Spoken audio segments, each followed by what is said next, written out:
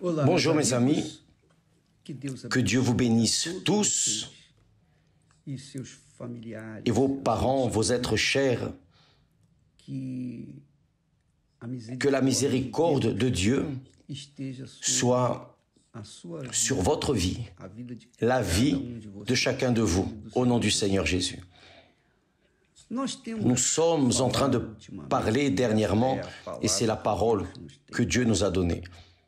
Vous vous rappelez que la semaine dernière, nous appuyons sur cette touche lorsque Jésus dit « Personne ne peut servir deux maîtres.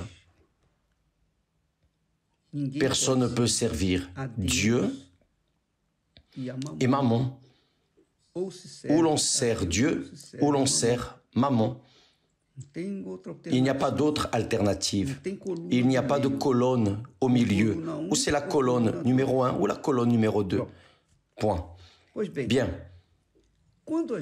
Lorsque nous servons Dieu, nous allons nous focaliser maintenant sur le servir Dieu. Lorsque nous servons Dieu véritablement, lorsque nous croyons en Dieu véritablement, avec sincérité, honnêteté, lorsque nous servons Dieu de tout notre cœur, de toute notre âme, de toute notre compréhension et pensée, lorsqu'il est le Seigneur, lorsqu'il est le premier dans notre vie, le premier, avant les parents, les êtres chers, mari, épouse, fiancé, petit ami, enfin, avant les enfants, avant tout.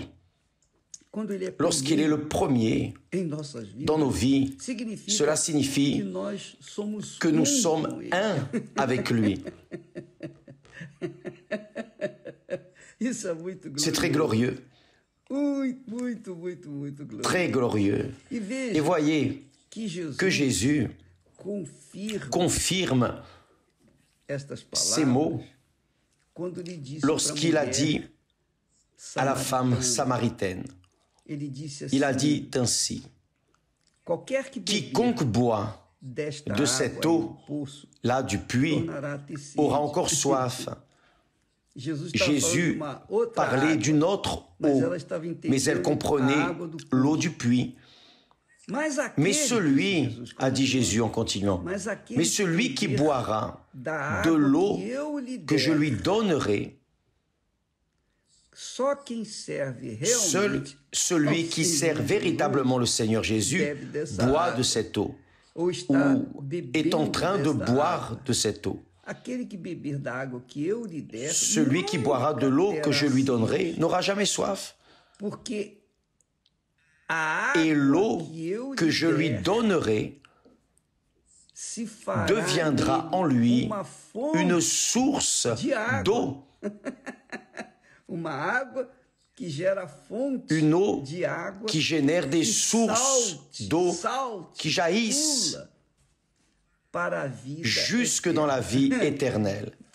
Donc, quand la personne sert le Seigneur Jésus, et je ne dis pas servir le Seigneur Jésus comme pasteur, comme ouvrier, ouvrière, comme par exemple évêque, non, je me réfère, Jésus se réfère, servir Dieu, c'est le mettre à la première place. Il est le premier dans notre vie. Quelles que soient les choses de ce monde, quelles que soient les personnes, les êtres chers, à la première place est le Seigneur. Ça, c'est le servir.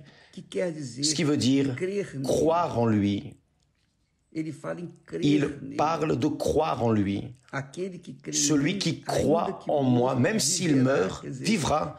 C'est-à-dire, quand la personne croit dans le Seigneur Jésus, elle ne meurt pas. Parce que cette croyance, ce type de croyance englobe mariage, alliance, et vous devenez un avec lui. Et cela reste caractérisé dans ces mots que Jésus a dit à la Samaritaine. Celui qui boira de l'eau que je lui donnerai, cette eau, l'eau que je lui donnerai, fera en lui une source d'eau qui jaillira jusque dans la vie éternelle. C'est le Saint-Esprit. Donc, quand la personne véritablement sert Dieu, elle a mis le Seigneur, elle met le Seigneur en première place de sa vie, alors elle se marie à lui, elle devient un avec lui, un esprit avec lui. Et cela fait refléter toute la vie de la personne, parce que elle va transborder de joie, d'allégresse, à cause de l'Esprit de Dieu faisant son corps un sanctuaire, un autel, le temple, l'habitation du Très-Haut. Et elle, avec le Saint-Esprit, est un esprit. Les deux seront un seul esprit, c'est le mariage. Le mariage est ainsi. L'homme laissera son père et sa mère et s'unira, s'assemblera à son épouse, et les deux deviendront une seule chair. L'apôtre Paul parle à ce sujet. Donc, quand la personne véritablement croit dans le Seigneur Jésus, elle devient un avec lui. C'est pour cela qu'elle reçoit le Saint-Esprit. Donc, ça ne sert à rien de, par exemple, beaucoup de personnes jeûnent pour recevoir le Saint-Esprit. Beaucoup de personnes font des vœux. Beaucoup de personnes font des promesses. Et elles n'arrivent pas à recevoir le Saint-Esprit. Pourquoi n'y arrivent-elles pas?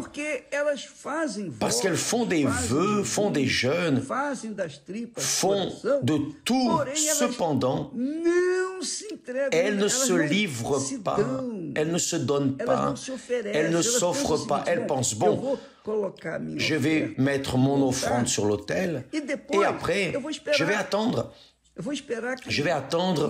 que le Saint-Esprit vienne, mais elle ne met pas la vie sur l'autel. Elle ne se livre pas. Elle n'est pas le propre sacrifice.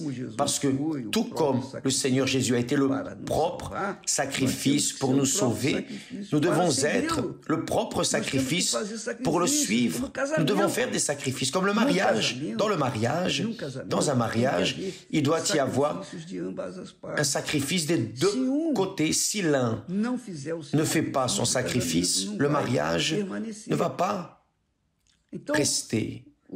Donc, le mari doit sacrifier pour l'épouse doit sacrifier pour le mari. C'est la règle, c'est la loi, et on ne peut pas la changer.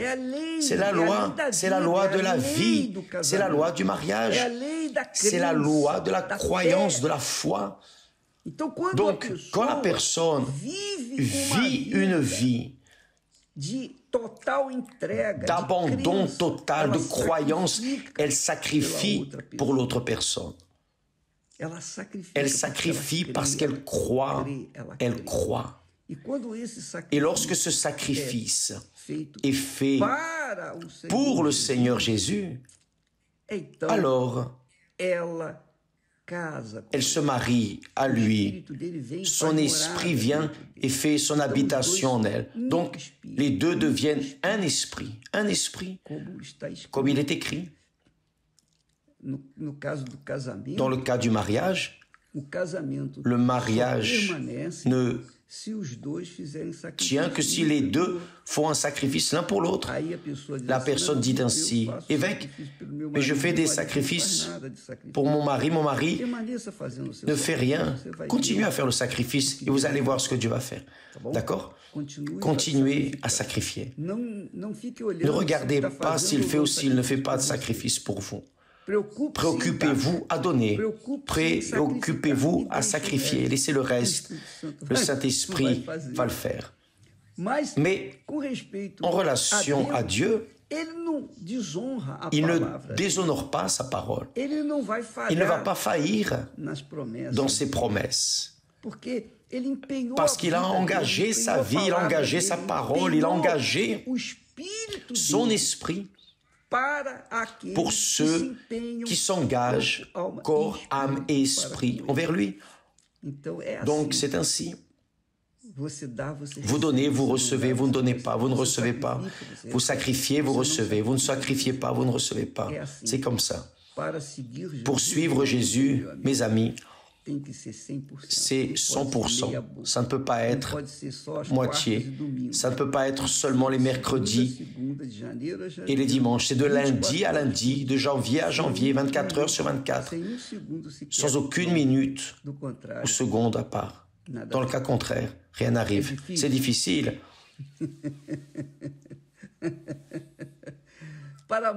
Pour beaucoup, c'est difficile.